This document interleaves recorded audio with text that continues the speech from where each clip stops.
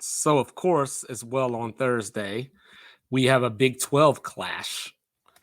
The West Virginia Mountaineers coming on down to the third coast to play the Houston Cougars. Houston, of course, one of the new members of the Big 12, still looking for their first victory. They played Texas Tech, they played TCU, they got killed both times, 49-28 and 36-13, respectively. But Houston is coming off a bye, as is West Virginia. We got some background here. Dana Holgorsen, the head coach at Houston, came from West Virginia, coaching against his successor, Neil Brown. This was supposed to be the who's going to lose their job first bowl. But here's Houston at 2-3, so Holgorsen is still live for that.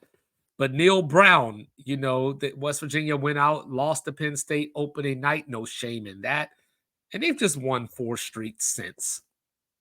How have they done it? It's not because of Garrett Green. He's holding on to the ball, so you have to give him credit for that. He has 4 touchdowns, no picks in 5 games, but completion percentage of 52.9. So West Virginia has been running the ball.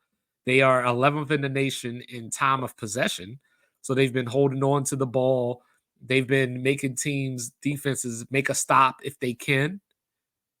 And they've just been shoving the ball down their opponent's throat. They've been playing some good defense, but easier to do when your defense is rested because your offense can hold on to the ball.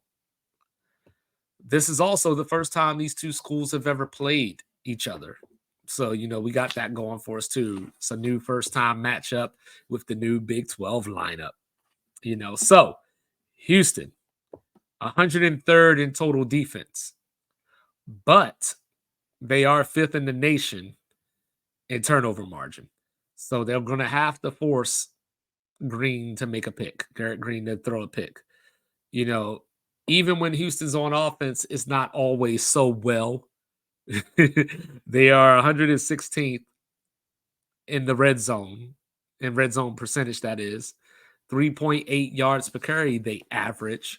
So you got a contrast of styles here. You got West Virginia that wants to plot down the field, hold on to the ball, nurse it. You got Houston who might want to turn this into a shootout. So West Virginia does not want this game to go above, say, 24 points. If 24 is the number, Houston's probably going to win this game, right? So now as we look at this, West Virginia runs the ball 66% of the time. So Houston is going to have to generate some kind of pressure, but beware of the play action pass. I would like to see West Virginia involve Devin Carter in the play action game, 6'3", go over the top of somebody, but that hasn't been their style to date. So now looking at this, West Virginia has come back to beat TCU at TCU. Houston, on the other hand, I mentioned their losses to Texas Tech and to TCU. They also lost to Rice, where they fell down 28-0 in the first half. Came back, got into overtime, but couldn't pull it out. They beat UTSA before Frank Harris got hurt, in a defensive struggle. That should not have been a defensive struggle. So I got duped thinking that their defense was good in the first place. But of course, it wasn't. So, what's going to happen here?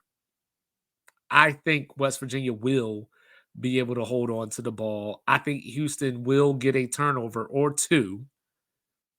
But at the end of the day, I saw West Virginia as a 3.5-point favorite. It's tough. It's tough because I like Houston in the spot coming off the bye. West Virginia's momentum broken up by their own bye. Going on to the road. Their former coach is going to have an axe to grind and want to show them up. Because remember, when he left West Virginia, it was because we thought he was going to get fired.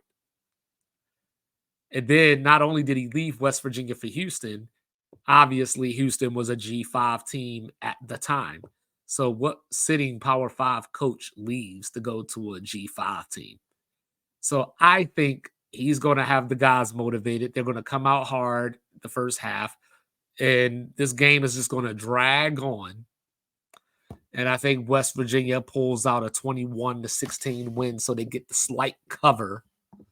But I definitely lean more towards the under in this game.